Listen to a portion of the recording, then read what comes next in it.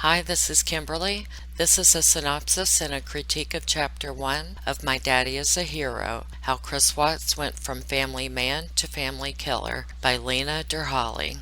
The title of this chapter is Shanann OK? This chapter, as one would expect, starts off with Monday, August 13th, 2018. Nicole, or as the author calls her, Nikki Atkinson, was having a sinking feeling that something was amiss with Shanann. I'm going to go with calling her Nikki, as this is what the author does. And I remember from, I think it was some officer body cam footage that day, that Chris Asshat Watts also called her Nikki, as well as in the infamous Front Porch interview. He mentioned her as Nikki. Miss Atkinson's form of Nikki is spelled N-I-C-K-I, differently from Nikki, which was Chris and Shit's lady love interest that liked to send nude and semi-nude selfies to him, especially when he was with his wife. Since I went off topic, I will start from the beginning in a moment, because some individuals that watch my videos get lost and some don't understand what the hell I'm talking about. Do I talk in circles? If you can't follow me, I suggest you give up. This is as good as it gets. And a few people seem to be frustrated with my videos and or me, so they have been expressing their distress and annoyance with remarks under my videos. Hey, if you feel the need to address a wrong that has been done to you, knock yourself out in the comments. But if you are an asshole to me, I will hide you. You know why? 'Cause I can. It's my channel and I make the rules. I dictate this damn channel without taking into consideration if my rules are unaccommodating, indelicate, or unreasonable. I've wanted to do that kind of shit all my life, but I was unable to when I was a child or in school or in the workplace, and now I can. I like being facetious. So when I hide you, that'll be the last time I read your comments. Therefore, make it high quality and thorough. And if you feel the need to continue being a jackass, go ahead. But please know you are frittering away your time in the darkness. However, if you find it to be all cathartic and shit, please don't let me stand in your way. Carry on. Okay, everybody, let's take it from the top. This chapter, as one would expect, starts off with Monday, August 13th, 2018. Nikki Atkinson was having a sinking feeling that something was amiss with Shanann. According to Nikki, usually after a Thrive by Lavelle trip, Shanann would be pumped up and ready to go, jumping on text and social media the next morning, promoting, encouraging, and advocating. Sometimes she would be at it before 7 a.m. Shanann was naturally an early riser, and Nicole said it wouldn't even matter that they got home in the middle of the night. But the following is the sentence that sent me into a wave of hysteria. Quote, when Nikki rolled over to check her phone, expecting her usual bombardment of text messages from her friend, nothing was there, end quote. I was like, shit, here we go again. I can't take this. How the hell does she know? How does she know that Nikki rolled over to check her phone? Am I going to have to be checking every little thing for embellishments of the truth? Miss Lena would probably say that I have trust issues stemming from my history of reviewing books. But this is only my second one, so... well, that scribe, destroyed my confidence, faith, and hope. Miss Lena would tell me to move on, that this is obstructing my progress and becoming a gumshoe and talking excessively about shit in an antagonizing way. So, given that I've already strayed from the topic about 3 times, let me read the sentence again. Quote, when Nikki rolled over to check her phone, expecting her usual bombardment of text messages from her friend, nothing was there, end quote. Right away, I'm wondering, where did she get this info from? Did she interview Miss Atkinson? I'd just like to know if she elaborates and lays it on thick. Had I not read the discovery myself, and I had just picked this book to read, I would take this as gospel, but I guess that most true crime is based loosely on fact. God, I hope not. I'm a black and white kind of person. It's either right or wrong. So right away I found myself looking up the Chris Watts Redacted Discovery PDF file and YouTube interview videos from the Watts case. For a brief moment, I felt like this was a necessary step. But I'm scarred, y'all, due to a book I've read previously. I won't blast that book here. I don't do that sort of thing. So I went back to the introduction of this book. I just wanted to make sure I know what I'm dealing with here because, well, my soul is wounded. This is what Miss Lena said in the introduction, and yes, I've already gone over the introduction, but I have to make sure I know of whence I speak. Quote, while retelling this story, I recognize it would be impossible to report the full truth. There are different sides and perspectives to many of the stories in this book, and we probably will never know exactly what happened. All I can do is report the different perspectives that I am aware of. The story and analysis in this book are based on numerous interviews, text messages, emails, internet searches, and body cam footage from the police and CBI documents, as well as Shanann Watt's social media videos and posts. Other sources, including academic journals, books, and interviews that were not part of the discovery documents, are included in the footnotes and bibliography. End quote. Okay, cool. And bingo, I found it.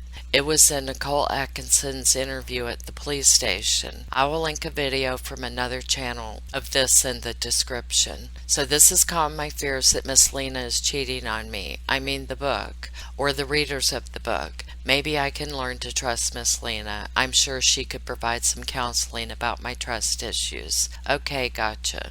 Now that I had confirmed that Nikki Atkinson really did roll over and look at her phone, I am fine, so let's carry on. So, Nikki checked her phone that morning when she woke. Nothing from Shanann, which she felt to be unusual. Not only because she was an early riser, but so were Bella and Cece. She knew Shanann had a doctor's appointment with her OBGYN, and she had a busy day ahead. No way she would still be sleeping. So, Shanann was not her usual upbeat and happy self over the past few weeks. Her marriage was falling apart, and Chris was being an ass, and not being his usual cooperative and ass-kissing, doting self, and there seemed to be no explanation for why he was being a prick to her.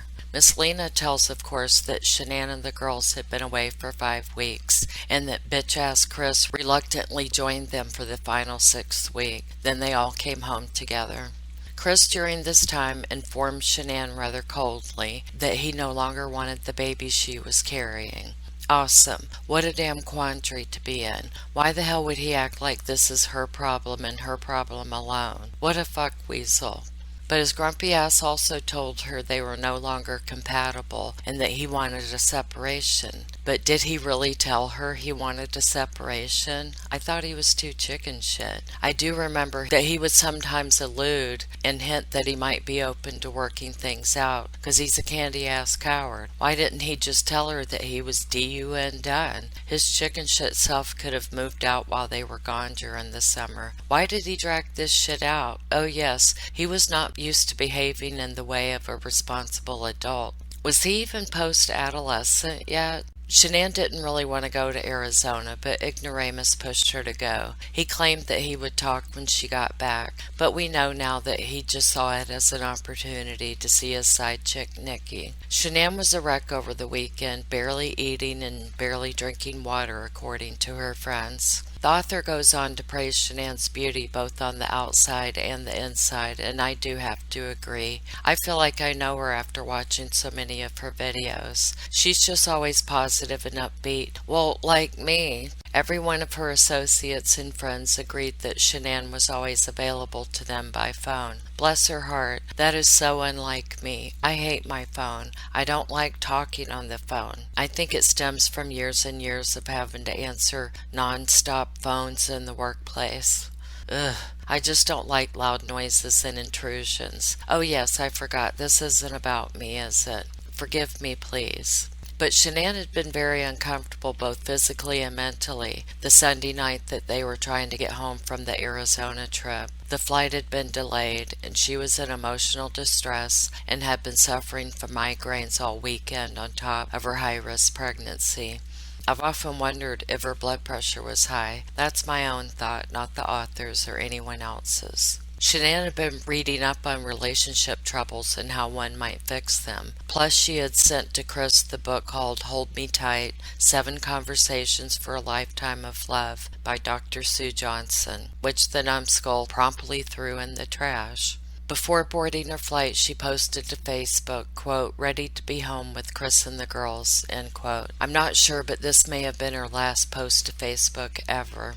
Nikki said Shanann told her that it sucked that she would have to be up in 3 hours. She told her that Cece was still on Eastern Standard Time and would be awake at about 5:30. Nikki told her to let her know if she needed help with anything or if she wanted her to go to her doctor appointment with her. And then she waited for Shanann to enter the house before driving away. We then go on to Chris's co-worker, Cody Roberts. Early Monday morning, Cody noticed 3 unanswered calls from Chris and shit. Chris had texted him Sunday evening saying he would attend to an oil leak at Survey 319 and that there was no sense in both of them going out there. CW then texted Cody Monday morning asking him where he was, and Cody replied that he had just stopped to get fuel. Chris and shit then tried to call Cody again with no answer. Does this guy have a slow response system, or is he just extremely easygoing? Then they went on texting back and forth about their early morning plans, and Chris wanted to be kept informed of what other co-workers were doing. CW also tried to call another worker named Chad. He didn't answer either. Was everyone hungover from the weekend? I mean, Chris and shit was their supervisor, wasn't he, when he became field coordinator? I mean, they didn't know yet what he had done to his family. But answer your damn phone when your direct supervisor is calling, even if he is a wuss. At around 7:30, co-worker Troy was headed to Survey 319. He pulled over to answer a phone call from CW. They talked about the leak, and Troy told him he would see him soon. A few minutes later, Chris and shit texted Shanann's phone saying, quote, "If you take the kids somewhere, please let me know where they are at!" End quote. Yeah, Chris, this'll go well with your story. Sly move, pinhead. At 8:15, CW called Primrose School and unenrolled Bella and Cece, claiming they would be moving. Oddly enough, one of the owners was also named Shanann. She was the one that answered the phone. Dumbass said, "The girls aren't there, are they?" So the owner put him on hold to check. After that fiasco, he then called the real estate agent, Ann Meadows. He told her that he and Shanann were getting divorced and he would contact her later. And then he made a call to Shanann's cell phone, of course, to show he is a concerned, distressed husband. He was quite the busy bee that morning. Melissa, who was another Anadarko employee, Troy, Chad, and Cody were all planning to head to the Survey 319 site to check on the leak that Chris had supposedly been working on. Melissa and Chad arrived there at around 8:25 a.m. Melissa immediately noticed a shovel in a hole about 1 foot wide and around 7 inches deep. Troy then got there and was confused as to why Chris's truck was parked so far away from the oil leak that he was supposedly fixing. He also noticed that Chris and shit was dressed like a slob. They were all standing around chatting and making small talk about the weekend. While they were talking, Melissa noticed that CW had not cleaned up the oil spill as he normally did. Soon they all got in their separate vehicles to go to Survey 1029. CW got there at 9:49 a.m. 21 minutes later, he searched for the lyrics of the song Battery by Metallica. At 10:28 a.m., Shanann's mother, Sandy, texted Chris asking, "Is Shanann okay?" Chris and shit immediately called her. After the call, he searched for hotels in Aspen. Then Sandy called Chris. "I want to know what was said in these phone calls." CW then continued his searches for the hotels in Aspen. Apparently he was looking to cancel the reservations Shanann had made for the coming weekend. After all of his busy work, scheming, and undertakings, Shithead took a picture of sunflowers in the open prairie to send to his romantic and perverted sexual partner, Nikki. This is where Chapter 1 ends, and I'd like to say that I'm very engrossed in this story. This chapter's story is not one that I've heard time and time again. Even though it came from Discovery, she did a nice job of piecing it all together so that it flows well. This is not an area of the case that I've gone over several times, so it seems kind of fresh to me. Damn, I'm going to have a hard time trying to come up with mean shit to say. The other book that shall remain nameless was such a clusterfuck that it would take me an hour to get through one page, and that is not an exaggeration. My Daddy is a Hero is very well edited. I like how the author, even though she's the the discovery, she puts it in her own words and leaves out the boring bits. So it tells a very interesting story. I'm shocked that the co-workers got there at Survey 319 so early. Damn, either Chris and Shit had help or he was working like mad. Maybe that's why Chris and Shit was so inspired to work out. And well, because of his mistress Nikki. He is such a egotistical bastard, asswagon, strutting barbarian, self-important lunkhead, fruitcake jerk-off bitch face, low-life and flame piece of chicken shit.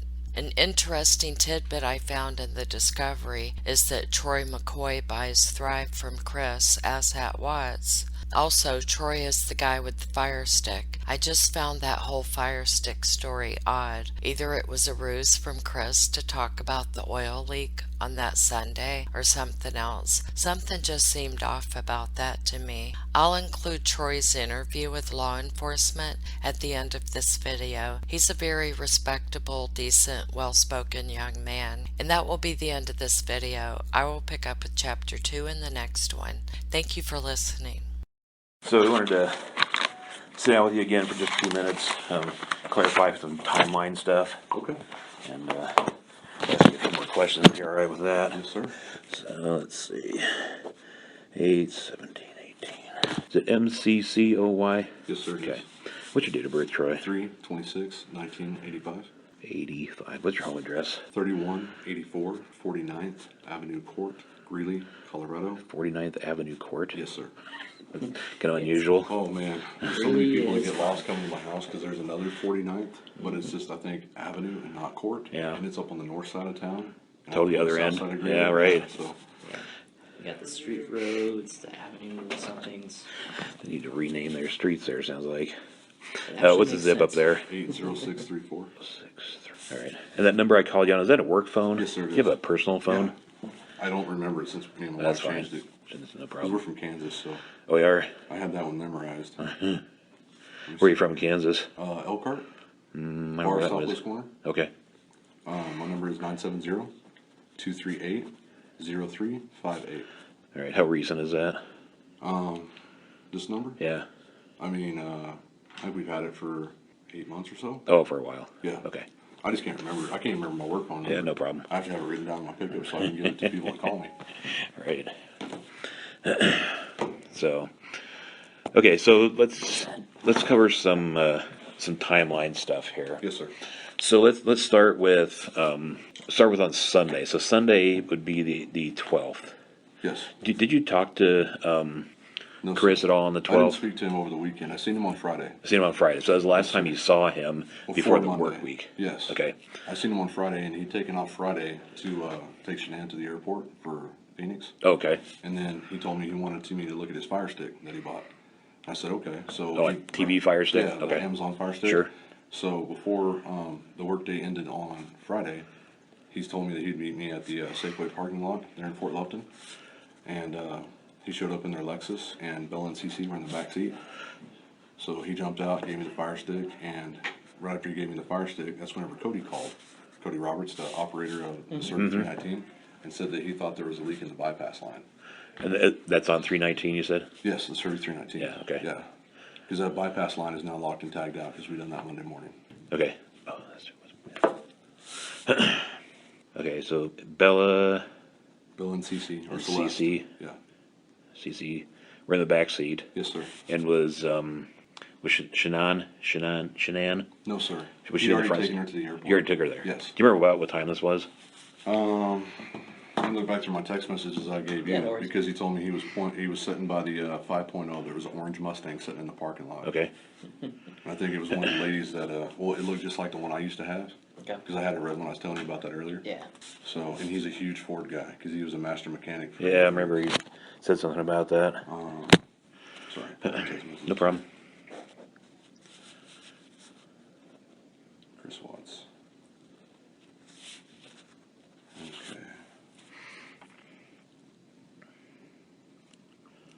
Okay, thanks. Forward your link. You just sent it there. Okay, right here. It's at 3:05. Okay. Is whenever he sent me the text message. Here, parked next to the orange 5.0. Okay. So, And he was driving the white Lexus? Yes, sir. And Bill and CC were both in the back. They were buckled up in their car seat. And he had pulled forward in the parking spot, and I pulled back here. And he was talking to me for, I don't know, about 3 or 4 minutes, and he could hear him hollering in there. So he got back in the Lexus, and he backed it up so they could see me. And they waved at me and everything like that. Okay. All right. And so you have no text conversation, no phone conversation, nothing like that over the weekend, Saturday and No, Sunday? sir. Nothing. Okay. So Monday morning, Okay. what time do you leave to go to work? I usually leave my house about 6 o'clock. Okay. Is We're that supposed to be here about 6:30. here at the office? Yes. So did you come straight to the office on? Yes, sir, I did. On Monday morning? Yeah. So 8:13. Yeah, and I received a phone call from him Monday morning, but I couldn't answer it while I was driving. So you can see in here, it's phone call declined. Okay. What, do you have the time Yes, on sir, that I'll one? get the timestamp for you, that's what I'm looking for. Chad McNeil, oh, that's Friday, Monday. Chris Watts, right here, he called me. Does it say what time? See, and call canceled because I was driving, because I Okay. can't accept that. Yeah. And that's 6:43 a.m. So so incoming from Chris. At 6:43.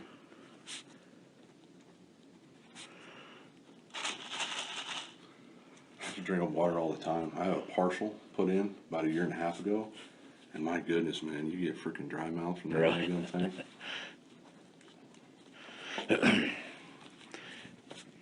Okay, so incoming, but you declined it because it's on Yes, your sir, work phone and it tracks all that. Well, my work phone is set up through my Bluetooth in my phone, or my truck. Okay. And with that geotab, it can tell when It's gonna you take a tell. call Okay. whenever you're driving. And you're gonna get busted for that, Yeah, is that right? you would get slapped. Okay, Yeah, because that came down from Keith Nosich, and he's pretty high up in the company. All He right. said that we can't use them anymore. okay.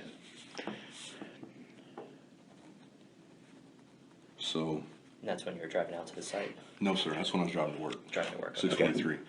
So apparently you'd gotten to work a little bit after Yeah, I was 6:45, running- is that? well, I would have been running behind that day then. Okay. Do you remember about what time you got here? No, I don't. Okay, Can we check you guys can run my geotab, if that helps, whatever you guys need. Yeah. okay. Yes. Oh, no problem. Might need that. Yeah. No, but. That's the important stuff. Yeah. Yeah, all right. Sorry. That's all right, thanks. Okay.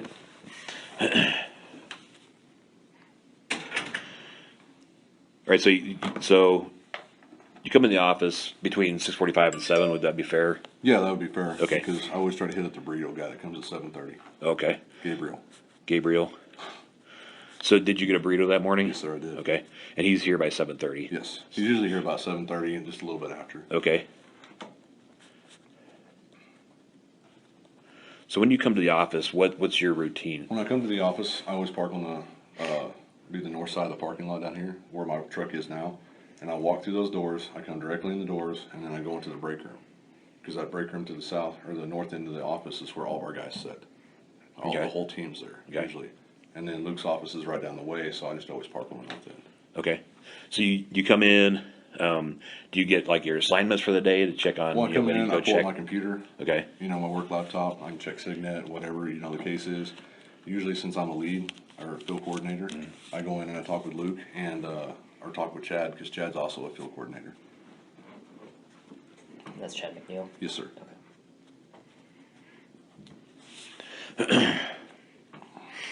So when you come in and check with those guys, what do you establish your route for the day or your routine for the day? The Or? topics for the day. I mean, Okay. whatever a gentleman needs. I sent out an email last week on Friday night telling them that we need to start checking plungers in our wells because they're supposed to be checked quarterly, would be what Anadarko is supposed to require.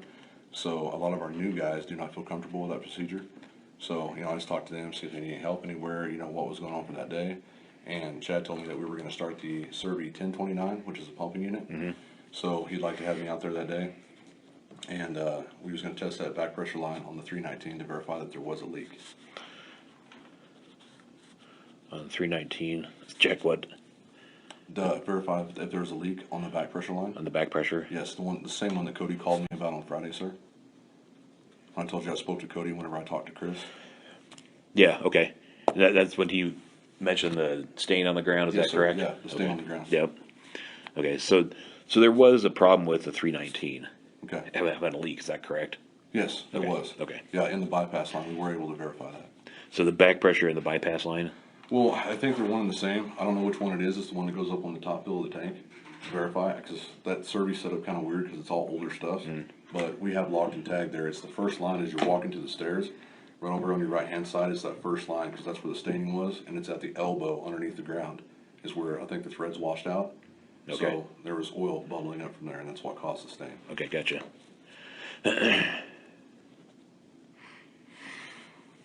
Okay, what time do you leave here on Monday? Approximate. Approximately, burrito guy comes at 7:30. Might have talked to the guys for like another 10 minutes, so probably 7:40. I was on the road. Okay, Ish. so probably, so we call it 7:45 on the road? Yeah, I would say so, sir. Okay, so do you remember that day where you headed first? My first location was going to be to head out to Survey. So, well, okay, do The you Survey remember 319. the 319 or the 1029? No, it was a 319 because they were testing that bypass line, because I had the call from Chris here. Let me verify. That was at 6:43 when I told you about it. And then I talked to Chad McNeil. And then after that, I talked to Chris again at 7:40 a.m. incoming call, because I just left the office. So 7:40 a.m. You got was it another call from Chris? Yeah, it was another call from Chris. So by Okay. 7:40, whenever I pulled over to take this phone call, I believe I was at the intersection of Old County Road 37 and I think it's 18 right there where the Hell Got Theirs is. So 37 and 18? Yes, I had to pull over to the side of the road and park right, because they're building a new construction there. Okay. The Gracie horizontals are going in, so the Hell Got Theirs is the old location that held that lease. So I just pulled off the road right there to be able to take the call. How far is that from here? How far is that from the office? Yeah. I'm sorry, how far, where you took that call, how far is that from here? From the 319? No, from here. From the office? From the office, yeah. Okay, I don't know, you just go right down to 22, you turn on 22, so I'd say about maybe 10 minutes. So maybe I left right after the burrito, Okay. so. I mean, we can pull up my geotab, guys, that way I'm not, you know, over the timeline.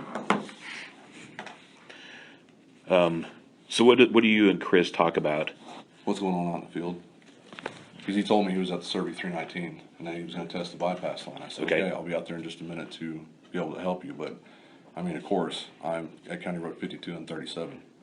So that's gonna take me a while to get out to Survey.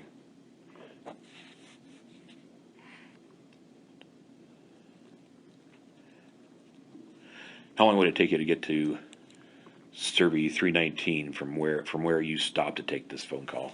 From where I stopped to take the phone call, we gotta get back on County Road 52, head all the way to Hudson, then we jump on I-76, just like Luke took you guys out to Survey. So, probably about another 40 minutes to be able to get there with drive time. Okay. So that's why I was telling you the other day, I thought I arrived on location about 8:30 Okay. to 9, So- somewhere in that ballpark. So if you got that phone call at 7:40, how long did you guys talk? Do you remember? Yeah, it was Does 2 it say? minutes. 2 minutes? Okay. Yes, sir. Yeah, because he asked me where I was at, and I told him I pulled over to take his phone call at the Hell Got Theirs, and then he told me he was at the Survey 319, and I said I'll be out there in a minute, because Chad was going to have you come out to that 1029 anyway. Okay. So I told him I'd head to that 319. Okay. Was Chris scheduled to go to 319 that morning? He told me on Friday, whenever we spoke with Cody, because he was right there, because I took the call on Bluetooth because I was parked in the parking lot. Whenever he found out about the leak, he said, I'll go out and look at that thing first thing Monday morning. Chris said he was going to go out first thing Monday morning. First thing Monday morning. And take a look at the 319. Yes, sir. To try to verify that, whether or not that line was leaking or not. And I believe he called Cody, and when I talked to Cody, he called Cody on Friday or Sunday at 5 p.m. and told him that he was going to head out to Survey first thing Monday morning.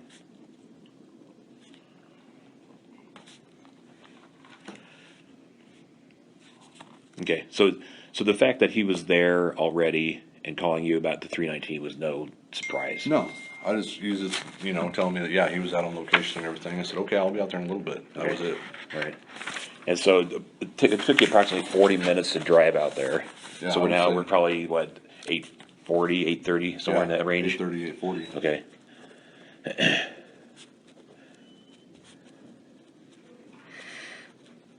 So when you get out there, who's out there when you get there? When I arrive on location, Chris is parked by the wellheads, Okay. or the one wellhead of that location. Yep. Then we have Chad McNeil. When you say he's parked by the wellhead, where is he?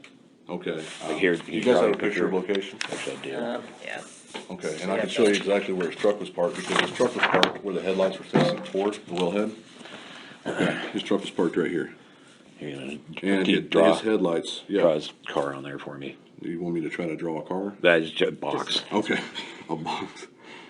I'm like, I didn't know I was gonna be testing all my drawing Yeah, right. skills. And his So truck which way was is he? right here. Which way is he facing? The headlights of the pickup are facing toward the wellhead. Okay, so let's see. So if I do this and say that his truck is pointed that way. Yeah, well, more of an angle where it's pointed directly at the wellhead. Okay. So, yeah, that's exactly, it was pointed, his headlights were pointed directly at the wellhead. Okay. All right. And who else is there? Melissa Parrish and Chad McNeil. And where are they? They are parked right here on location, sir. Just on the other side of Yes, the with their wellhead there. trucks facing- Kind of where we're parked here. Yeah, their trucks are facing toward the exit. Like Okay. they pulled in and kind of circled and parked right here. And I parked right over here. Okay.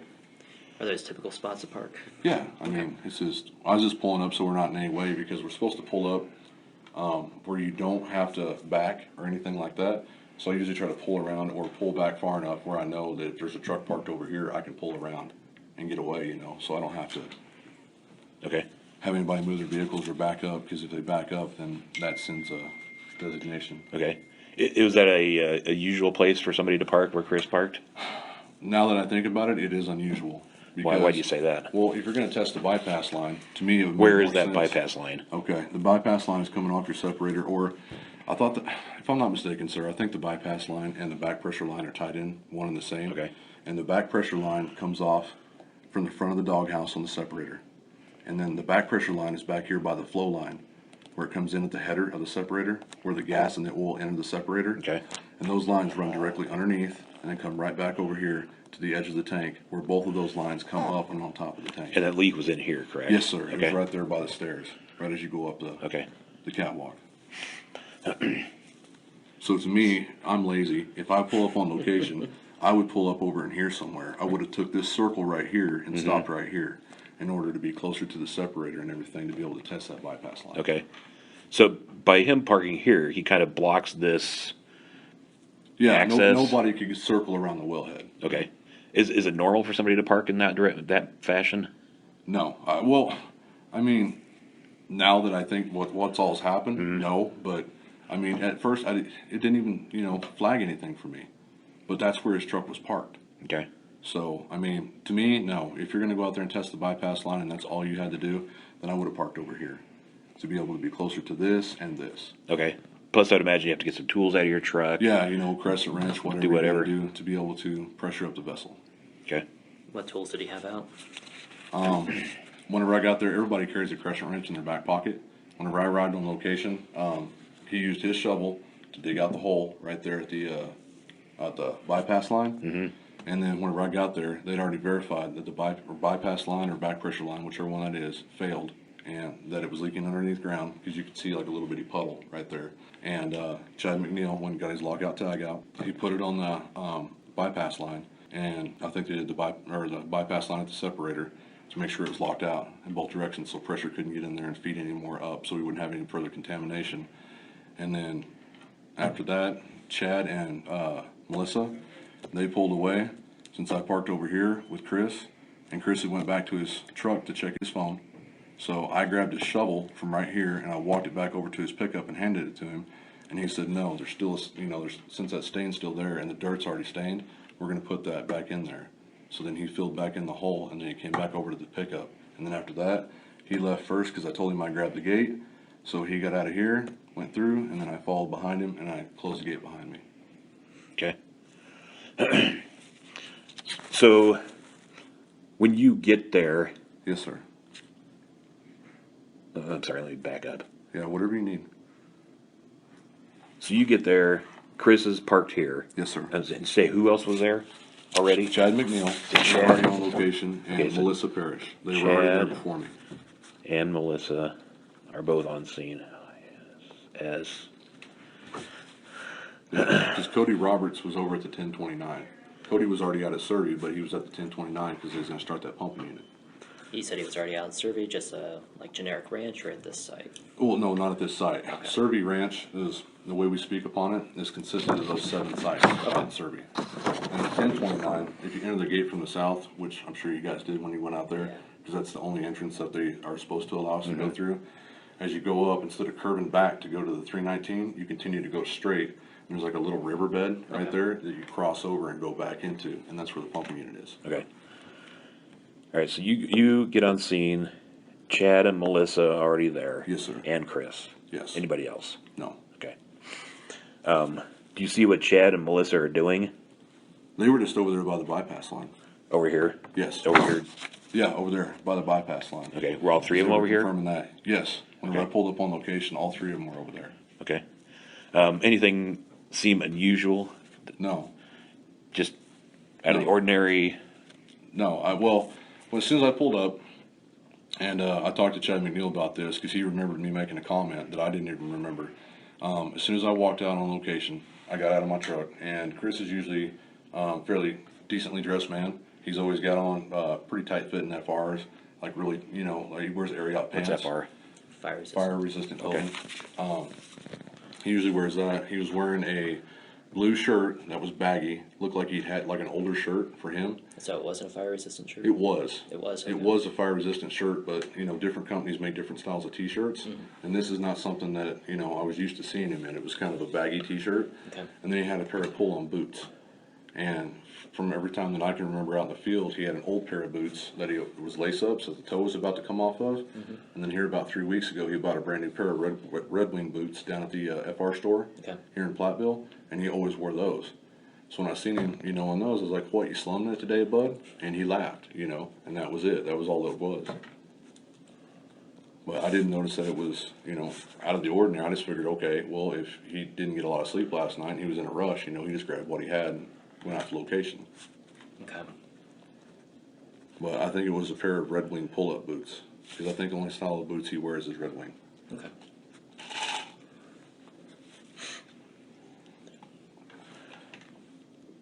What color was the shirt? It was blue, a very dark blue, like a navy blue. Okay. And that shirt was different than the shirts that he usually wore. Yes, well, usually he wears I believe it's Ariat that makes most of ours that come from down there. They're a little bit better looking. What's the company name again? Ariat? How do you spell that? I have no idea. Is that the shirt you were wearing when we first Yeah. spoke to you? Okay. Yeah, those style of t-shirts. Okay. is So what that's we- the more form or fitting shirts. shirt? Yeah. Okay. They fit a little bit closer and stuff like that. But this other shirt he had, because like you guys had said the last time, he's lost a lot of weight here in like the last 6 months to a year. So I think it was one of his old shirts that he had, in his closet. Because I even have some old shirts like that that are baggy as heck. Yeah. So Okay. So he's wearing his old boots. I would say they're old. older. I would say they're older because they're not his new ones. And I've only seen him that I've noticed wear lace-ups. And these were And these are slip-ons. slip-ons. Yes. Okay. Because the reason why drew my attention to them is it drives me nuts if anybody tucks their boots or their pants inside their boots and the boot deal's showing. That drives me insane. So he had it like half tucked. It was weird because one side was down and the other side was tucked into his boot. Okay. So it instantly drew my attention.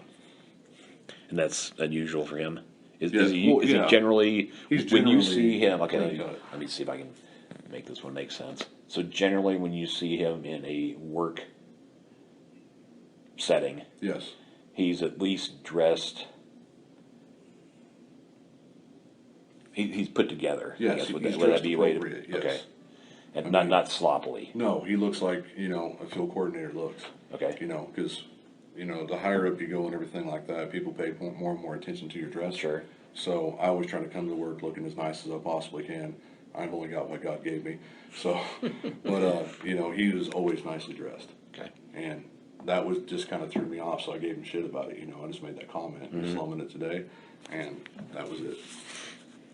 I mean, that's as far as it went. Chad laughed, Melissa laughed. That was all.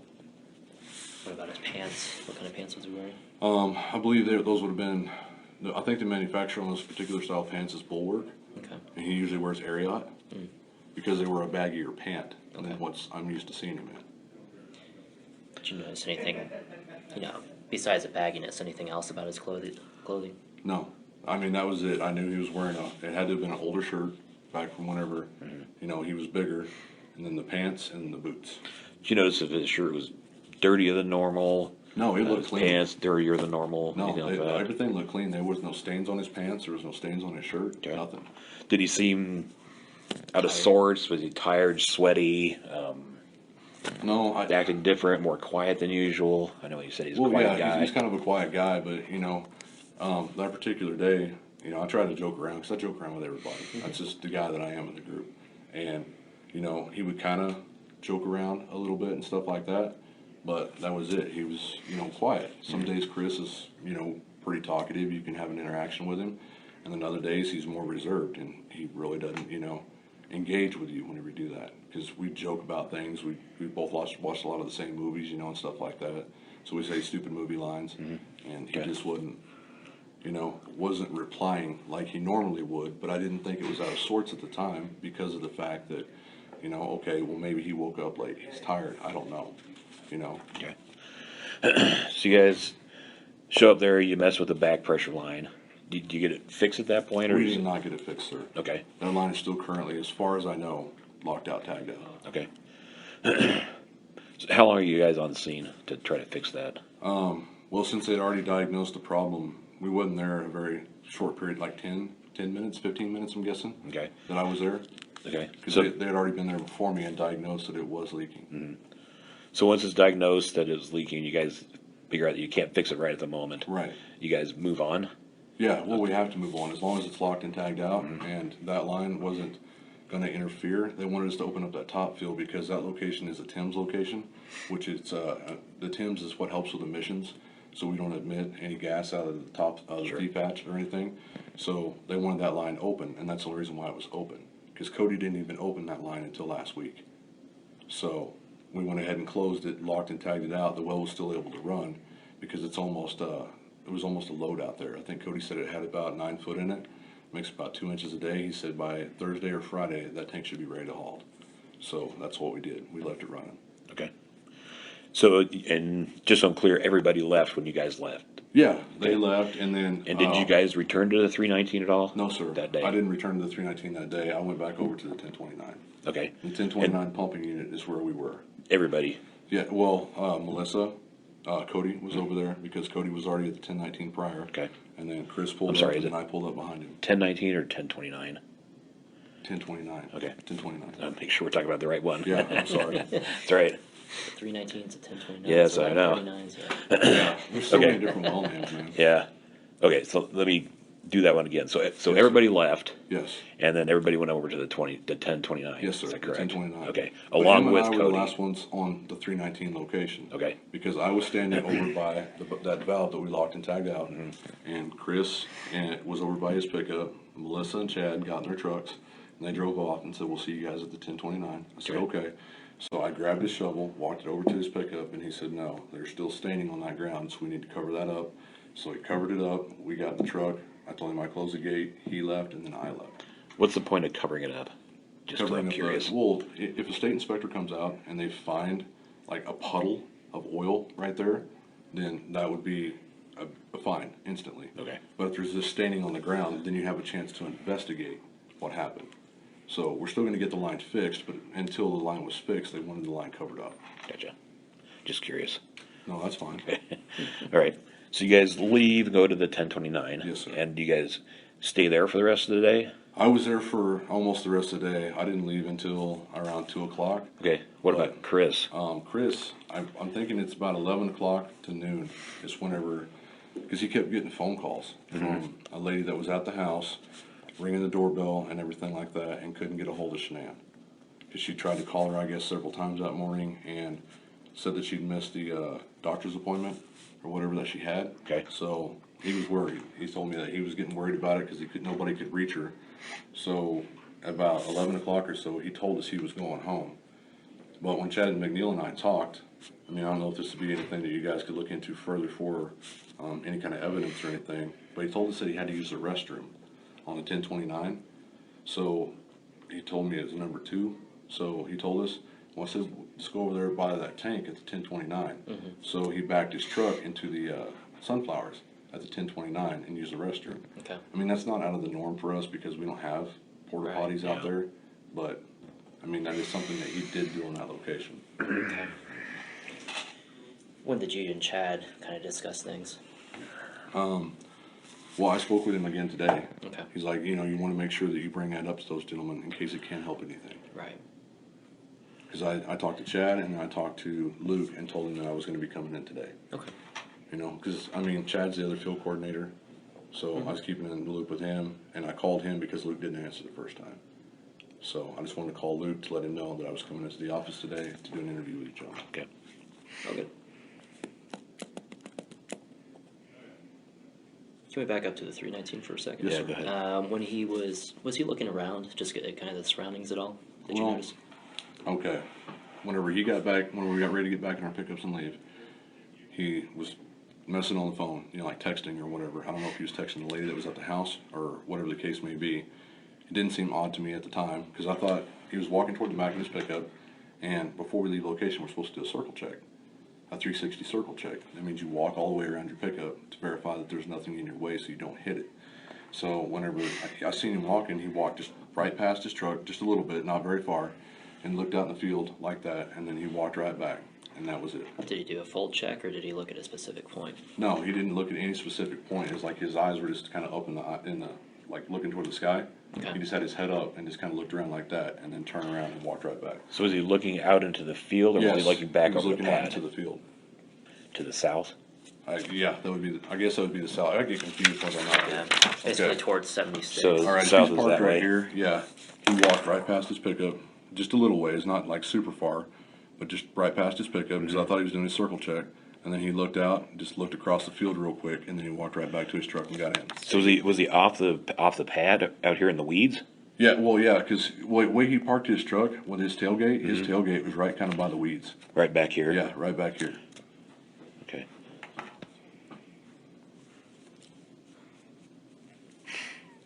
And he's looking off in this direction, is that? Yeah, he was looking off in the, well, yeah, because he walked right past here, and he was looking back in here. I mean, it was just brief. It wasn't like he was staring or nothing like Yeah. that. He just walked back there, kind of glanced around, and then walked right back to his pickup. Okay.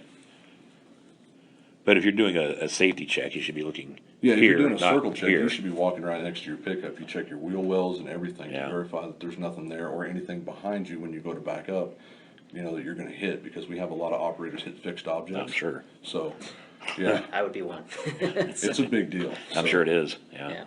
Is there anything out here that would be of interest at all? No, because I mean, the well pad for this site is just right here. Okay. This is just fenced off right out in here, because there is a fence around this whole entire location, and then the gate right there, and we're supposed to keep the gate closed because the landowner, or the gentleman that rents the ground, doesn't want his cattle inside this, you know, 'cause Right. it doesn't hit any valves or Oh, nothing yeah. like that. So, that's all there is right here, because the wellhead's here, your separator's here, your tank's here. That's the only thing that we mess with right there. Okay. Fair enough. And then when you got to the site, I think you said he had a shovel and he was already digging? Well, no, the shovel was already, whenever I got to the 319, they'd already dug it up. Okay. His shovel was standing right next to the freaking catwalk.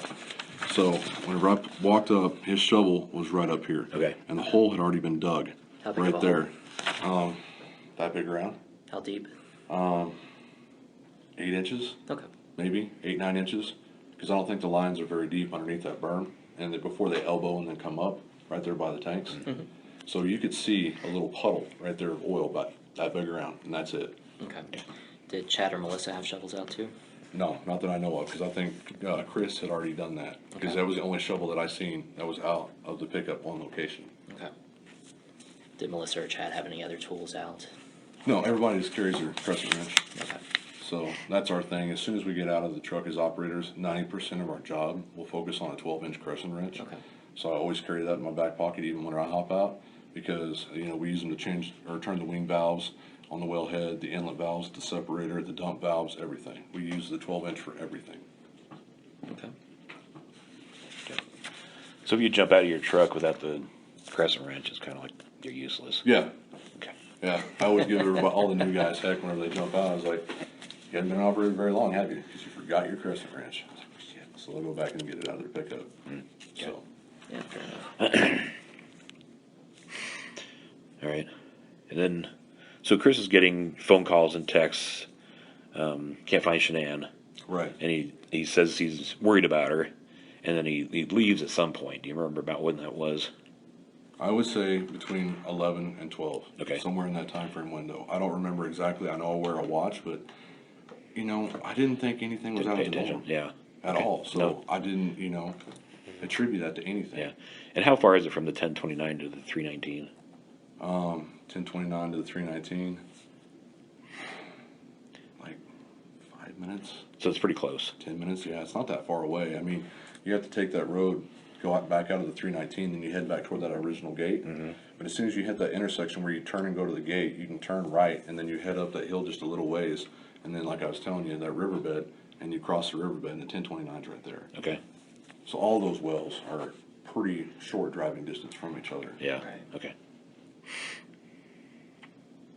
And to your knowledge, he didn't go back to the 319. No, but Chad and I were staying on location at the 1029 because we had to call, I think Steve Ergonati, and he shoots fluid levels for us because we had that pumping unit going for almost 2 hours, and the stuffing box was heating up, and the polish rod, because there was no fluid, it wouldn't bring any fluid down hole. So I don't know if something's happened down hole with the pump, but the stuffing box is right on top of, right on top of the wellhead, and as soon as that thing heats up, you have to keep spraying it or putting grease on it or anything like that to keep it cool, because as soon as you burn those rubbers, if any fluid does come up, then it would go all over the place. Sure. Yeah. So we had to shut the unit down, change out the stuffing box rubbers, and then we gave Steve Ergonati a call, and he has a echometer type deal, where he shoots nitrogen into the backside of the casing, so you can see the fluid level. So actually he shot it into the tubing, but you can see the fluid level on his computer, because it can tell you that sound wave that runs down the well, will tell you where all the collars are and everything. And I stayed out there while they shot the fluid level. Okay. All right, so you work on the 1029 for the rest of the day. Yes, and about 2 o'clock I left. Chad was out there longer because he was talking to Steve. Okay. And you left, and what'd you do after that? I left and went straight back toward like Hudson and everything, so I could come back into the middle of the field. That way I could be there if anybody needed anything, because being a field coordinator, you have to wait until everybody leaves the field and everybody checks out to make sure everybody makes it home safe before you can leave the field. So then as soon as the last person checked out, I can give you the time on that too. Yeah.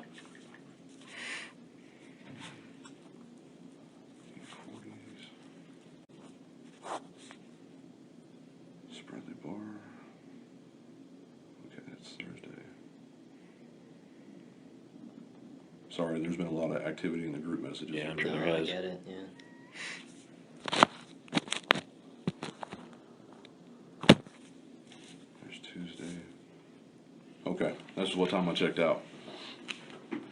Headed out, Daniel Barr, and I checked out right there, right after Daniel Barr. And what time was that? So, I'm guessing that was about around Little after- 3:56 A p.m. little after 4, maybe? Yeah. Maybe right at 4? And Chris didn't send the message when he was leaving the field, so I put Chris's out as well. Okay. Everybody have a good evening. Okay. Can you scroll up to the beginning of the day? I understand that. Oh yeah, usually, that's fine, sir. No. When you check into a site too, most people will use the group me to say, "Hey, I'm here," or "I'm over here," or Okay, whatever that's the case is. Saturday, Sunday, because this is Victor Zambala. He worked the weekend. Okay. All right, and then Cody at 6:30 or 6:28 a.m. in the field. Yeah. But we're out in the field. I don't know. Luke saying that Alex is on PTO, Okay. so Tony or Robbie to please cover that route. And I got a O2 hit at 11:21 a.m. on my gas monitor, Okay. because I was getting a pipe wrench out of my toolbox, and if you stand too close to that exhaust while your truck's running, Oh, yeah. it'll give you a hit. So the IOC called me 3 Things got times. sensitive. Oh yeah, Wow. they had to call me 3 times, because now anytime our monitors ding or we get a hit, Yeah. the IOC calls to verify that we're okay. Okay. And then Okay. Okay.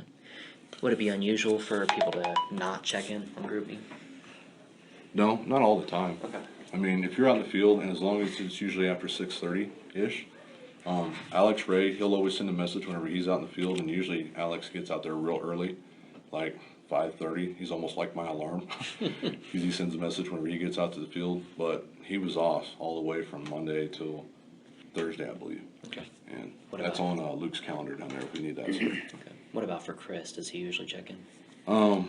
No, usually he comes to the office. Usually comes to the Yeah, office. because usually we just see all each other out in the office, because he usually carries a big red jug that he fills up with water every morning.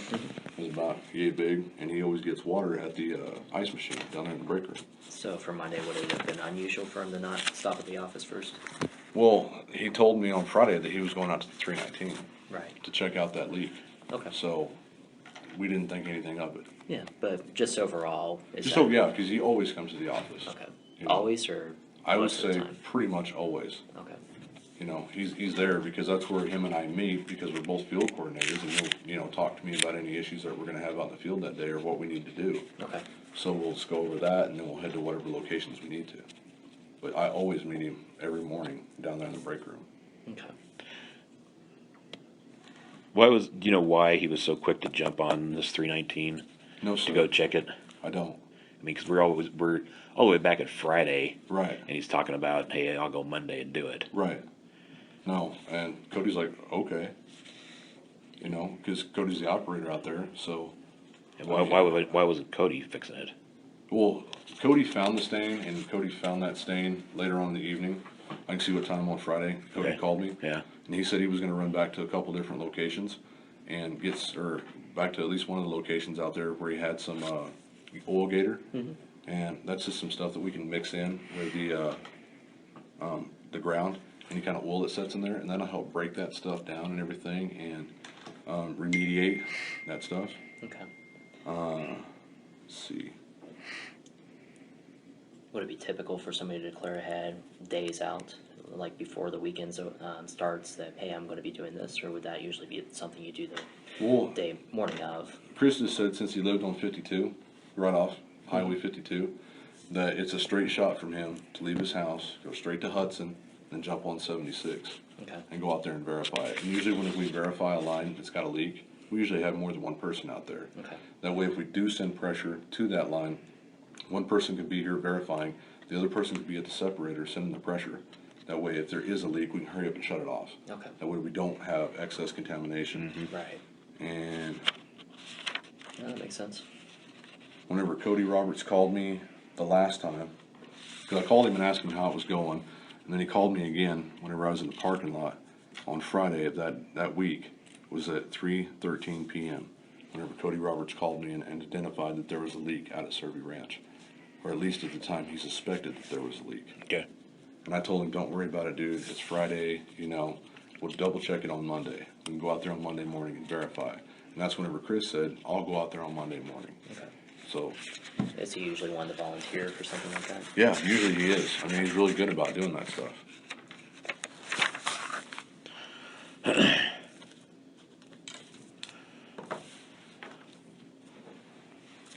Let's go to Tuesday. Okay. Tuesday morning, tell me what you do. Tuesday morning, I come into the office, meet with the group, you know, talk about whatever we got to do that day. I know that we had training set up to go, because Luke sent out a message for training that we had to have at the Aquaterra State. So I went to the Aquaterra State. First? No, not first. I'm trying to pull it up for you. Sure. Okay, we're still on Monday. Let's go to Tuesday. Did you have any contact with Chris on Monday evening? Monday evening, the text messages I gave you. Yeah, I think I just sent him a just asking text. how he was. Okay. Chris was pretty short, or just saying Yeah, none of his replies were very long. no. But, and then Luke sent out in the group me that morning at 6:31 that Chris would not be in that day. 6:31. Yes, because I guess he called and talked to Chris Tuesday morning. Who did? Luke Apple. Luke. Okay.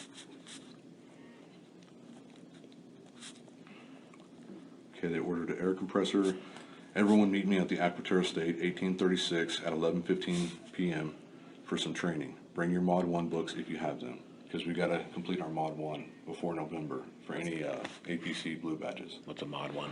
A Mod 1 is a general knowledge of all your parts, moving parts, your separators, your pumping units, your ECDs, your gas compressors, your VRUs, your VRTs. So they want you to be able to go out to a location and walk them through every step on how that functions. Okay. So I tested out last year, or the beginning of this year on it, and if you didn't get a 2 all the way around, then you would have to turn around and redo it. So the ones that I missed, we're going over some of that, and Luke had another meeting that day, so we were able, or he had to have a phone call at 1 o'clock. So we set on that location and we went over the air skids. So Aquaterra Estate's not anywhere.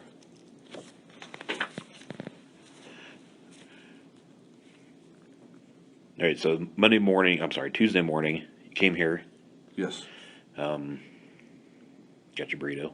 yes. All right, and what do you do? Do you hang around the office, go check stuff? Well, I hang around the office for a little bit and just talk to the guys, and then after that, I'm trying to remember honestly if it was Tuesday or what day it was. Victor Zambala was having trouble gauging the tank, so I went out with him because he's one of our new guys. He's having trouble color cutting, and that was at the Canon 6768. And Where's I that went one at? there, right off County Road 22. So fairly close. Yeah, County Road 22 and 31. Okay. So, I'm trying to remember whether or not Tuesday, because Tuesday you guys had me come back, I believe, to the office. I think we spoke Wednesday. Was it Wednesday? Yeah. Yeah, I think We it was came in? Wednesday. Okay. Well, okay, I got a call from an officer in Frederick, but that was at 2 o'clock or something like that. So, I know I either helped gauge tanks or something that morning, and, I told them that we needed to head to training, so we headed out. Or did I go with Daniel Barr? I don't know. If you guys pull my card aside, you guys can tell exactly where I was. I was either with Daniel Barr or Victor Zambala that day. Okay, and then you go to the training. Yeah, we go to the training. What time was that? Training. Oh, well, we had to be there by, like, 11:15, is that what I said? Yeah, I think that was what you said. Yeah, 11:15 for the Mod 1 training. So I show up at the Mod 1 training. And where was that at?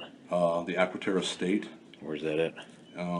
Aquaterra State is, I don't know what the intersecting county road is, but 47 and 4, and then you go east a quarter and south into. Okay, how far is that from here? It's on the other side of Hudson. So. Oh, it's a ways. Yeah, it's on the other side. Like if you take 52 out, like you're going through Hudson, straight through Hudson, the first road right outside of Hudson, if you're heading to the east, is County Road 47. First dirt road that goes south. So you take that dirt road, go south all the way to County Road 4, and then from 4 over about a quarter of a mile, and then south into. Oh, Okay. Is that like a training center for you guys? No, that's just a vertical that they wasted a lot of money on. Okay. Well, it's built closest to the HZ sites. It's the only site that we have in the field that has pneumatic air, Okay. where all the dumps and everything are run off air compressors. So that's the reason why he went there to train us, because he wanted to go over the air compressor portion of the training. Okay. So how long does the training last? Almost until 1 o'clock, because Luke had 15 minutes until he had to be on the phone whenever we were wrapping up. Okay. So what do you do after you leave the training? Okay, there from that point, I've got everything here going through my head, and I'm like, what the hell's going on? Because it's been since Monday since we've heard anything from Shanann. Okay. Right? Wait, let me stop you there. No, you're fine. So you said you got everything in your head. Tell me what that means. Well, everything that's going on. Yeah, Chris took off Okay. work, and I'm worried about his wife and his kids, because I've known his wife and his kids, I've been over, hung out with Shanann, hung out with Bella, and everything, so I'm like, what's going on here? And he's been real short with me on text messages, and there's been no news updates. I've been seeing, stuff coming out that people are looking for me, everybody's sharing it on Facebook. So I was like, well, if nothing else, it's 1 o'clock, I don't have anything else to do. I'll head back out toward that 319, Okay. and see if I see anything out of the norm and stuff like that. And that's the same time that officer called me, What prompts you to want to go to the 319? because that was the first location we were at that morning. Okay, just because, or Yeah, something's tripping your honestly. suspicion here, obviously. Well, I mean, honestly, because I seen him in the different clothes. Okay, I seen him in that, and then, and he just was short with me that day. Okay. He wasn't really like engaging in conversations and stuff like that. And then all of a sudden, 11 o'clock to noon, his wife's gone. Supposedly, and he thought that she went to a friend's house or whatever. I'm like, this is, even in my head, it's not adding up. So you've been thinking about this quite a bit as Well, I love Monday my went guys along. I work with. They're all like my brothers. Yeah. You know, honestly. You know, you can ask my whole group. I would do anything in the world for them, you know. I'd be there for them. They can talk to me about anything, you know, and everything. And I was like, man, this is just so weird because they're such a picture-perfect couple. And then all of a sudden she's just gone, you know. And that didn't make any sense to me because by then we'd heard that the cell phone was there, the kids' medication was there, the purse was there at the house, everything. And Shanann and the girls were gone. That didn't make any sense to me. Okay. Because Shanann lives on that phone because that's what her business is that phone. Right.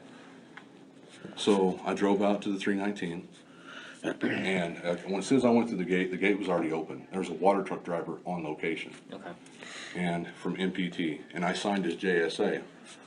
So I parked out by the wellhead, and I didn't want to alert the guy that I was, you know, out there looking for anything odd and suspicious or anything like that. So You know what time that was?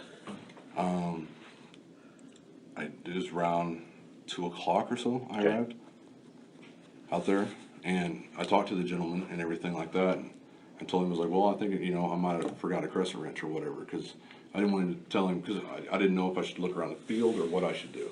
So that's what I told him. Okay. You know, and then I signed his JSA, and I turned around and looked at the clock, and it's like, it's so freaking late that by the time I get out of Survey Ranch and back to, you know, the area around like County Road 22 and, you know, 37, kind of like a baseline, if somebody needs me, then I'm going to be way too far away. So I went ahead and just got back in my truck after I signed his JSA and left location Okay. Why did you sign that? because I'm supposed to. Okay. What is I it? have to sign that What JSA. is a JSA?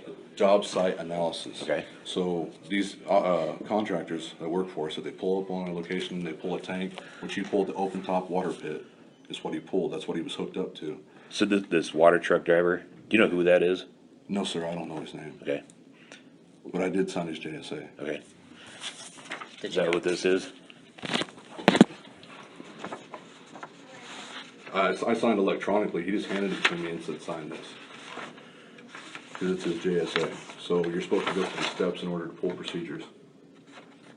Yes, that's exactly what that is. Okay. So this thing here has a list of all these questions and who filled all this out? He would have. He did? Yes, sir. Okay. And this is something he fills out every time he goes You're on supposed site? to. Every time you go, well, not every time you go on a site, but if you're pulling a little water, you know, like if they're just driving up on a site, they don't have to pull one out. But if you're doing any kind of work that's outside the realm of normal activity, but for them, that's their job. So they're required to fill out a JSA for Anadarko. Okay. So they have to fill out the JSA, they have to go through their job steps and everything. When we were pulled up, he had his vent line and everything in the right direction. You know, he had it vented away from his truck, you know, and the wind wasn't blowing toward his pickup or nothing like that. Where is he parked when you get here? He is parked, okay, your water pit's right here. Yeah. He is parked right here. Is that a normal place for him to park? Yeah, that's a normal place, I would say, for him to park, so he can, because I believe you have to go over the top to pull these open top pits. So he would just put his load line inside that pit right there and then pull out the sludge. Okay. And he was hauling this load to the OPF. Where? The OPF, the oil polishing facility, Okay. Where's that at? that's on County Road 49. Okay. Where do you park when you pull up on Tuesday? When I pull up on Tuesday, I went right by him, right over here, and I pulled up right about here on the location. Okay. And then he walked over from his pickup before I ever even got out of my truck, and he was right here. And I've signed the JSA right there. Okay. Did he ask you what you were doing? Yeah, and I told him I was looking for a crescent wrench. Okay. But that was bullshit. Well, I didn't, just because things have been so out of sorts, I wanted to, you know, to go out here to see if I seen anything, because I've spoken to the officer too. Okay. When you remember what the officer's name that you spoke to? I got a voicemail. And I spoke to him at like 2:04. But, you know, things in my head weren't adding up correctly, in my eyes. So, I do have a voicemail from him.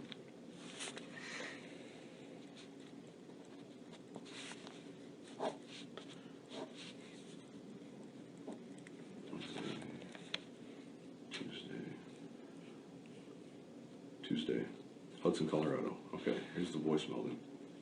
'Cause I didn't delete it. At what time? He called me earlier when we were training. For Troy McCoy, this is Officer Walgie with the Frederick Police Department. I was wondering if you could give me a call Replay back. that part again. Can you replay that first part again? Officer 303. Walgie.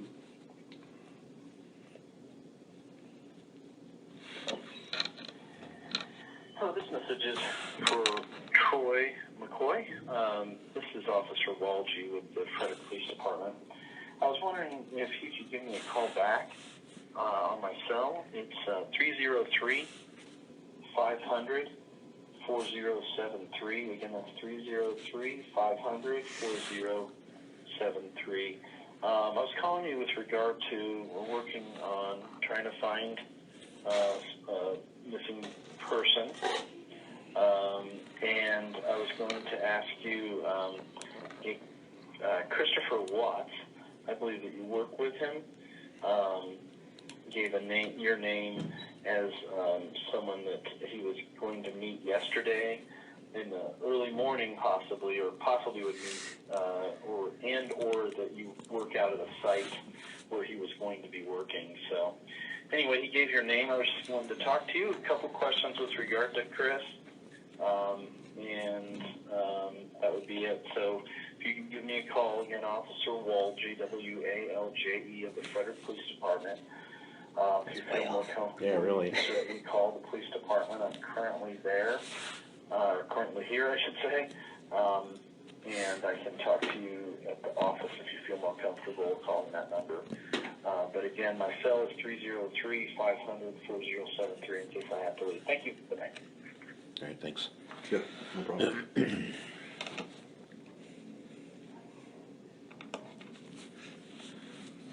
Did you know that the water guy was going to be out there? No, I didn't. Okay. No, the water guy was out there. Well, Cody Roberts told me that he was going to have the load bottomed out at Serby. And then he also told me that the load line was leaking on the tank. Okay. Because that load line is leaking on the tank that was almost full. That was there. on Tuesday, or was that another day? That you said that? I think it was on Tuesday. And he called me and told me that they were going to have that pit bottomed out.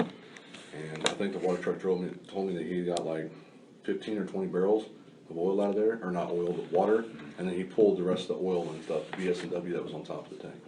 Okay. So is it normal for you to sign this? If you show up on site, when they're on site, they Yes, want you you to have sign to that? sign that. You have to? Yes, sir. Okay.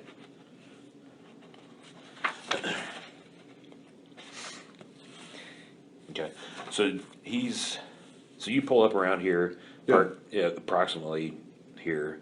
Yeah. He comes over before you're even out of your car. Or Yeah, out of before I your even truck. get out of my pickup. Okay, do you ever get out of your pickup?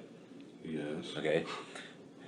Do you walk around, take a No, look? I mean, whenever I get out of the pickup to talk to him. Okay. Because he's walking up and he's right here by my truck, so I get out, and everything and talk with him. And then he told me, that he's here to pull a load and everything like that. And I need to sign his JSA, and the screen is scratched to hell on that JSA. I'm sure. You couldn't read nothing if you wanted to. So I input my name, and then I asked him, I said, where do I sign, sir? So I handed it back to him. He handed it back to me after he got me to the screen where I needed to sign, and then I signed my name. Okay. All right, then, so does he leave? Or, I'm sorry, go back to his truck? Yes, sir. He went back to his truck, and then What do you do? I get back in my truck, because then I looked at the clock, and it's already freaking like 2:04 around that time period. So I'm going to go ahead and get back in my truck, and I just leave location. Okay, so you weren't there for, what, 5-10 minutes at I most? wasn't there. No, sir. I wasn't there very long at all. Okay. And the gentleman told me that if he found my crescent wrench, that he would lay it up on, the battery or the tank or the separator for me. Okay, So, all right. Did you have a chance to look out in this direction at all? No, sir, I didn't. He was just on you that quick? yeah, he was just right there next to me. So Okay. I was like, okay, and that's good too, because they're supposed to be able to approach people. As soon as they see somebody pull up on location, they will approach you. Okay. They're supposed to. That's what they're supposed to do. So I wasn't shocked to see him or nothing like that, but he was Yeah. just right there at the pickup. So I signed the JSA, and because in my heart of hearts, I didn't want to believe that Chris had done anything. I've been his friend for 2.5 years. But with Shanann not getting back to anybody, even like calling her parents and just being like, hey, I'm fine. Yeah. I'm safe and sound. Bella and the kids are with me. We're good. I was like, that was the location that he was at that morning. So that's why I went out there. Okay. Because, everybody's looking for clues and tips, anything that can help. And I honestly just want to help. And I really do. something's needling you about this. Yeah, it is. Well, I mean, I didn't say it in our first interview, but the clothes.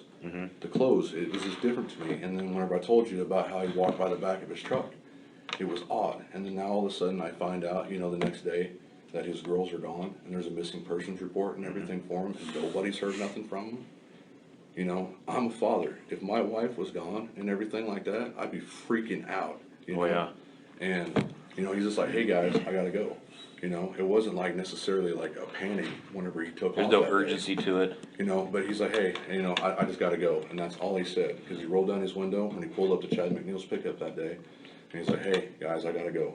You know, something's not right at home. And then he drove off. How did he drive?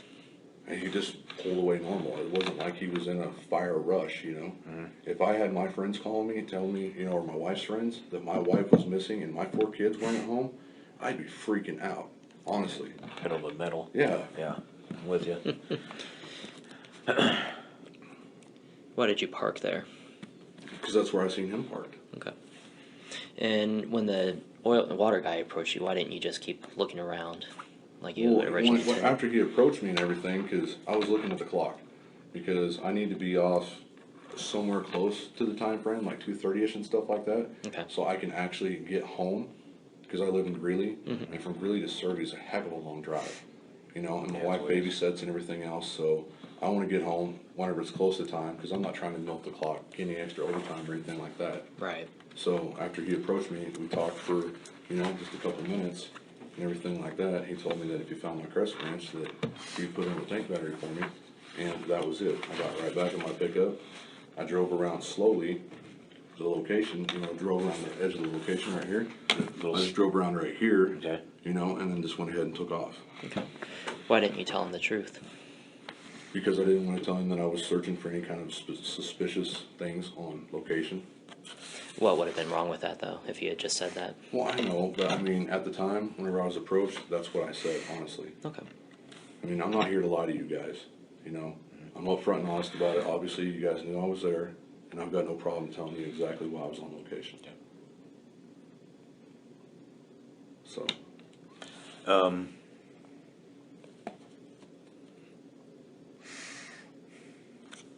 Did you talk to your wife about this on Monday when you got home? well, yeah, because Shanann and Juanita, you know, do the Thrive thing.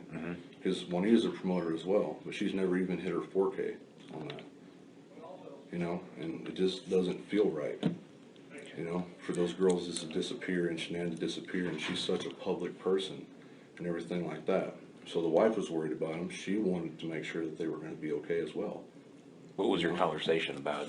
Tell me, not necessarily about, tell me what was your conversation like? Were you guys, you know, convinced something had happened or just a little bit concerned? Well, we were concerned because, I mean, it wouldn't be out of the realm of possibilities if they were having issues, you know, and she wanted to leave, if that was the case, for her to take the girls, because I figured she would, you know, and go ahead and go off to a friend's house, because he told me that he thought Shanann had went to a friend's house that morning. So Chris told you that? Yeah, it wasn't nothing out of the norm, you know, like she goes over to friend's house and stuff all the time. But that's what I told my wife. I was like, well, I don't know if she took off, went to a friend's house, you know, whatever the case. And then later on in the day, we found out that the cell phone was still there, you know, and everything, the purse, all that kind of stuff. And then it just didn't start adding up. You know, you never want to think that one of your coworkers would be capable of doing something like that to a person, you know, anything. And then, So at what point do you start to think that Chris has done something? well, the only part I start to think would be Wednesday. Because I drove out to location, you know, I wasn't out there very long on Tuesday. I didn't see anything out of the norm while I was there, but I really didn't look around. You know, I was just got back in my pickup and drove off. And then Wednesday, I didn't text him at all. Nothing. I didn't, you know, try to check on him, anything. And then, okay, then Wednesday would be the day that you guys called me, what, roughly around 10 o'clock? Just or something so? like that, I think it Yeah, was. and then I come back to the office and have a talk with you, Joe. Were you out at this location ever again after Tuesday? No, sir, I wasn't. Never again. Okay. Do you know who else has been out at that location since Cody they... Roberts was out at that location on Tuesday. Tuesday? He had to do something out there. I think Cody Roberts was out there, though. Do you remember about Yeah. what time? No, sir, I don't. That's just from Cody talking to me and Okay. telling me that he was out on location. Okay. Yeah. What about Melissa or Chad or anybody like that? Did they ever go back to 319? Well, I think Melissa would have been back out there because Melissa's been chatting with Cody. Okay. Because Cody starts automation cross-training next week. Okay. So that's the whole reason why Melissa was out there anyway. Right. Because she's not the normal operator. She's just a trainee It just got signed off on her SOPs, standard operating procedures, and then now we're feeling comfortable enough to let her run a route and see how she does. Okay. So that just happened to be a particular route which she drew. Okay. Would there be any reason for anybody to drive out here in the weeds? Out in No, the sir. grass There'd be or no anything? reason at all for anybody to do that. Is that permitted? You guys get busted for that? No, yeah. You, like whenever you're out of Sowerby Ranch, if you read that sign, it's posted by that gate. Oh, yeah, it's got the you rules stay on on it. the ranch road. That's right. You don't want to be caught outside of those ranch, on the leash roads that are out there, because you will get your butt ripped. Yeah. I mean, most of our landowners that we have are like that. Yeah, sure. Even Mr. Batting is that way.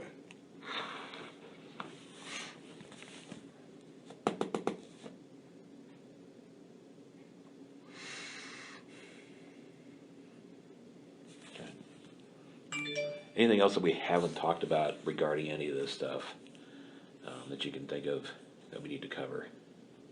Even if you think it's not related or it's frivolous or anything else you can think of, suspicions, just rumors, anything else you can think of. Right. Well, I'm trying to go through my head on everything that I could have said to him that day.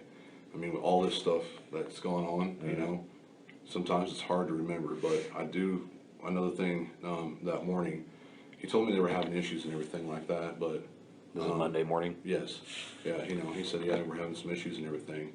And, he's like, well, her wedding ring was laying on the counter. That's what he told me, that the wedding ring was on the counter. And I was like, why would she leave her wedding ring on the counter? He's like, well, I guess that she's just through with me. I don't know, But he sounded hopeful that they could work things out, So that didn't, necessarily bother me at all. He's told me that the wedding ring was laying on the counter. Counter where, do you say? No, I don't know if it was a kitchen counter, sir, or their dining room table, because they're right there next to each other. Okay.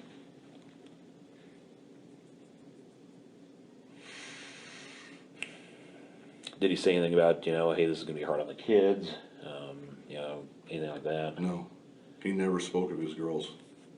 Never did? No. Like- Other than like- whenever like he as a- said that they didn't go to school or whatever at CC and Bella, because I don't know if they had like a daycare or something that they go to every day. But he said, yeah, she didn't take them to daycare and she didn't go to a doctor's appointment.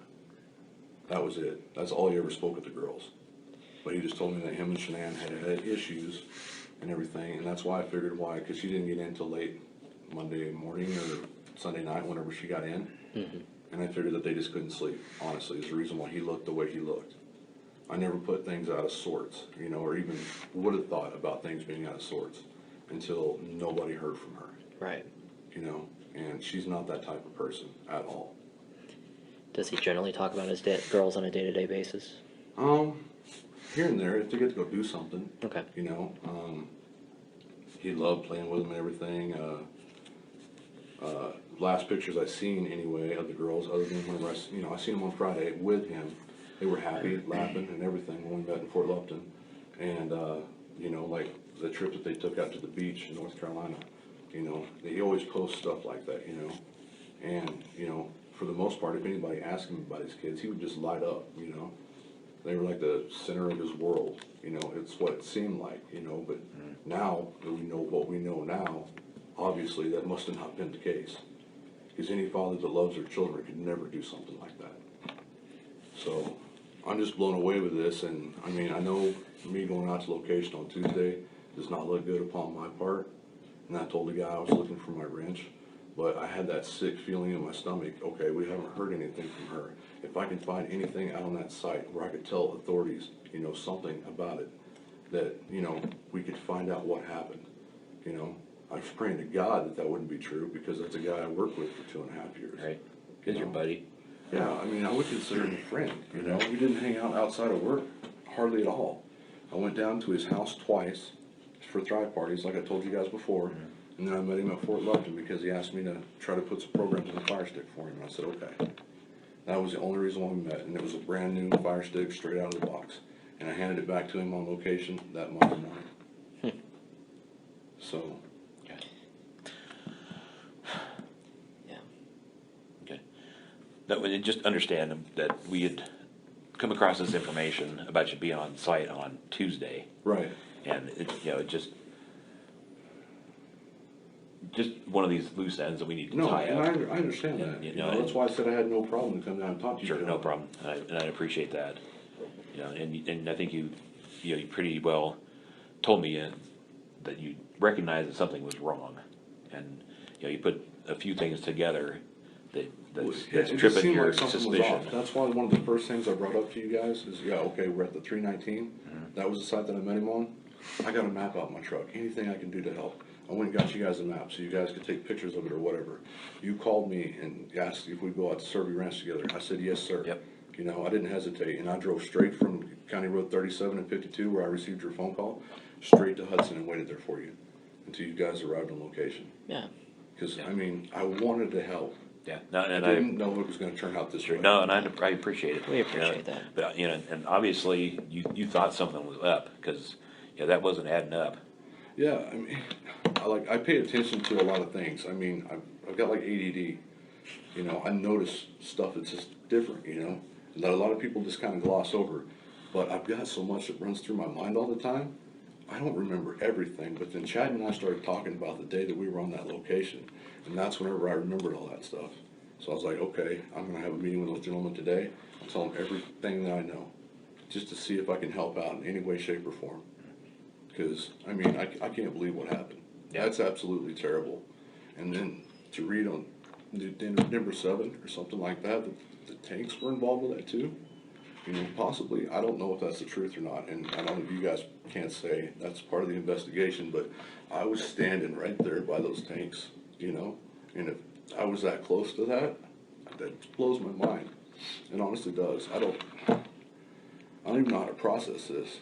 I was starting to feel better a little bit, talking to the counselor a little bit. I didn't talk to him one-on-one, we talked to him in the group, And my buddy Tony Brown, he was bawling, Chad McNeil was visibly upset. I'd been crying most of the night once I found out the news. And I don't know, I mean, anything I can do to help you guys, I'm more than willing to. Yeah, we appreciate that. But I just don't know, this is absolutely horrible. I've never been a part of this in my life. I've never been in trouble in my life, I don't have any experience with talking to officers or nothing. Yeah, well, and understand, we're not accusing you of anything. Right, yeah, you know. I mean, but I know it looks We just, terrible. it's because just one of I'm those the loose closest ends we one in need the to tie group up, to him, yeah.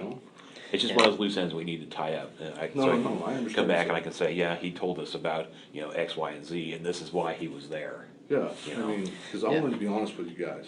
Yeah, no, we appreciate that, Yeah. so. Did Anadarko bring in a counselor for you guys? They did, it was a gentleman, it was an older gentleman, I don't remember his name, and I've got the paperwork that he gave us we have like a counseling hotline that we can call if we need any help, and I believe he was here yesterday today's Friday, right? Yeah. Yeah. Okay, he's here today as well. Yeah. Okay, Because we had our meeting yesterday morning and he sat and talked to us for about an hour, and then our boss came in and talked to us and he said, I'm sorry that I wasn't able to, be able to say anything to you guys or anything about what had happened because it was Wednesday night, right, that it came across the news that he had confessed. Is that correct? yeah, that Yeah, seems late right. late Okay, Wednesday sorry, night. I Yeah, think. late Wednesday night, My because I was day is almost just- asleep and then Tony Brown calls me and he's bawling his eyes out. Yeah. And I said, this can't be true. And then we pulled it up and we seen that it was true. And my wife cried unconsolably for an hour and a half. I was trying to calm her down.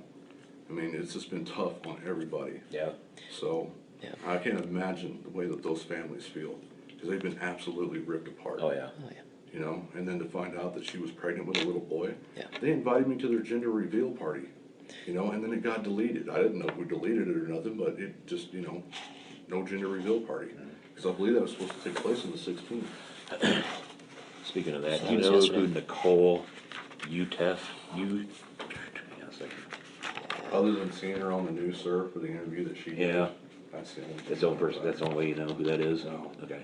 Well, the other person, that Nicholas, that you guys have got going.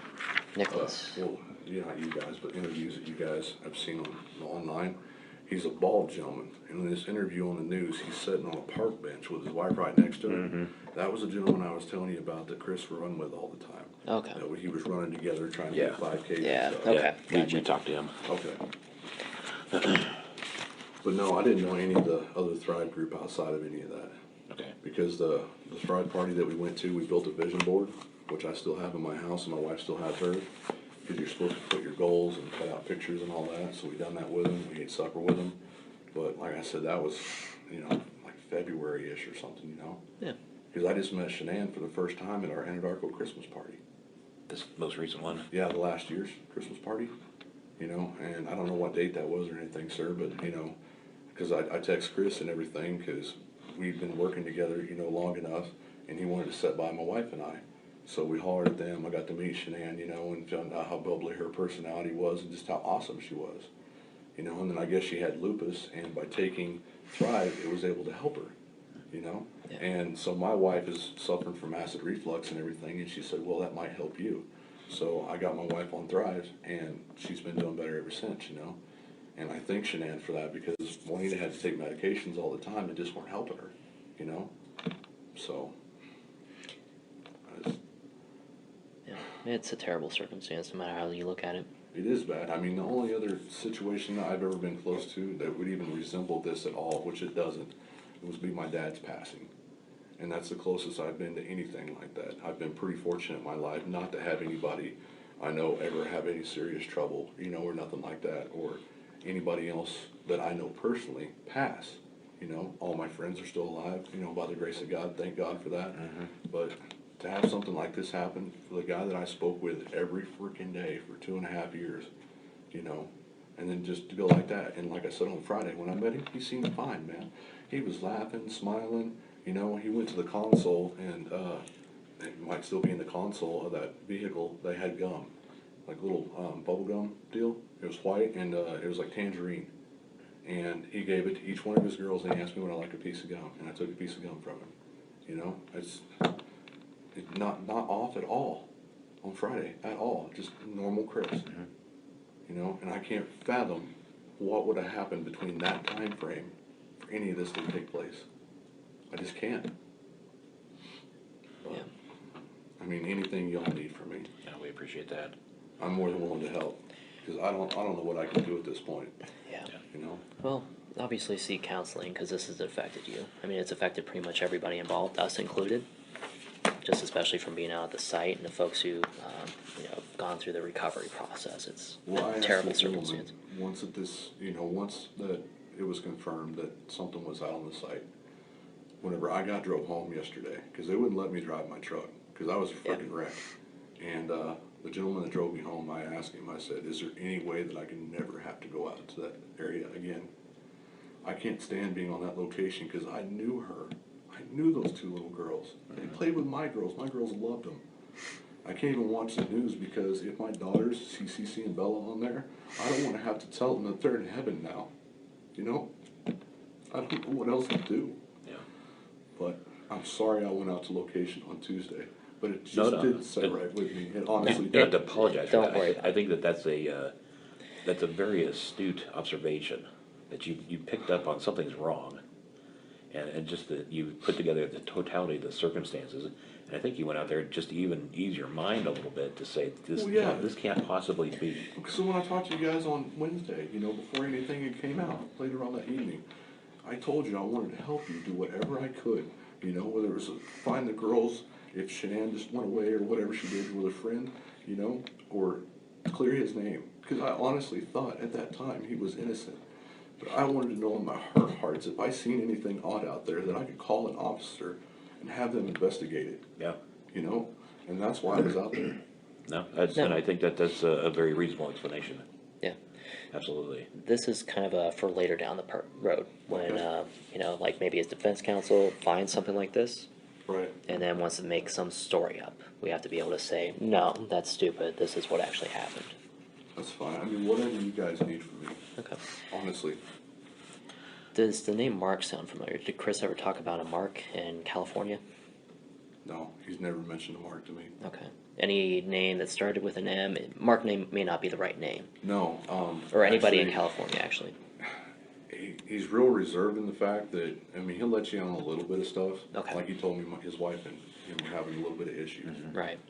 But he didn't say nothing about they were, going to get a divorce or anything like that. It was just issues. But no, when I talked to Chris, it was about fantasy football. He's a big Steelers fan. And I used to be a Colts fan until Manning left, because I follow Peyton Manning around, so I don't really watch football much anymore. And I had the 5.0 Mustang I told you about. Well, he used to have a Mustang whenever he lived in North Carolina, and then when he Okay. moved out here with Shanann, they sold it.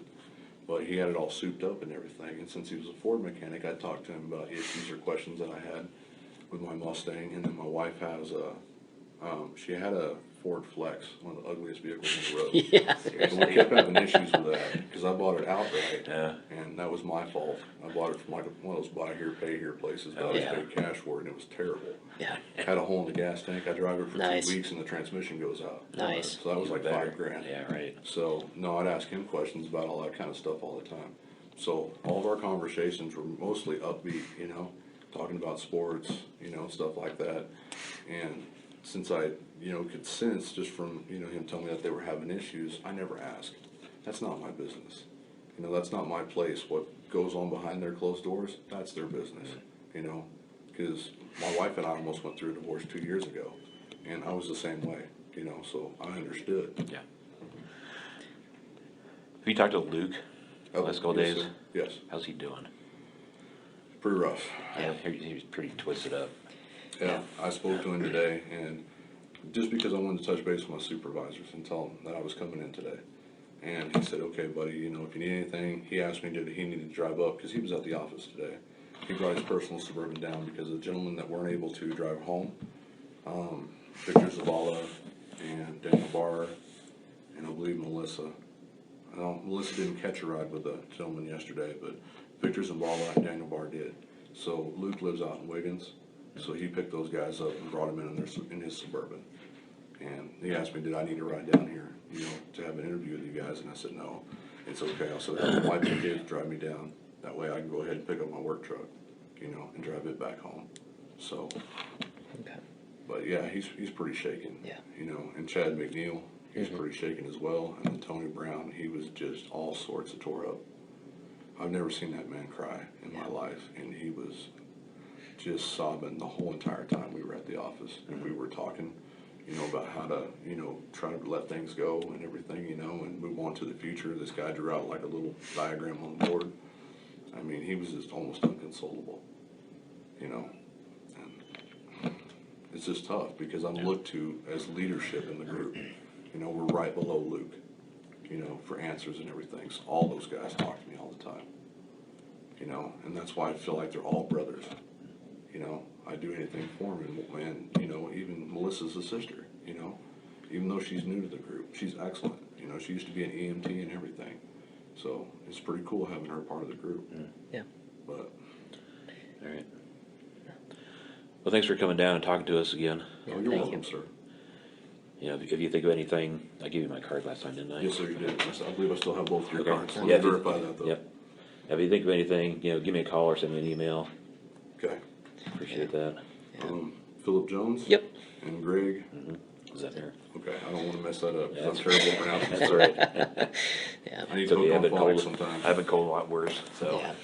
But make sure you talk this whole situation through with people just for your own mental health, because this is a terrible situation, Yeah. no matter how you slice it. So everybody's been affected by it that was close to him, family, coworkers, Yeah. neighbors, pretty much You know, everybody, the whole I community. wish that I knew, but like I seen on Facebook, they're raising a GoFundMe page Okay.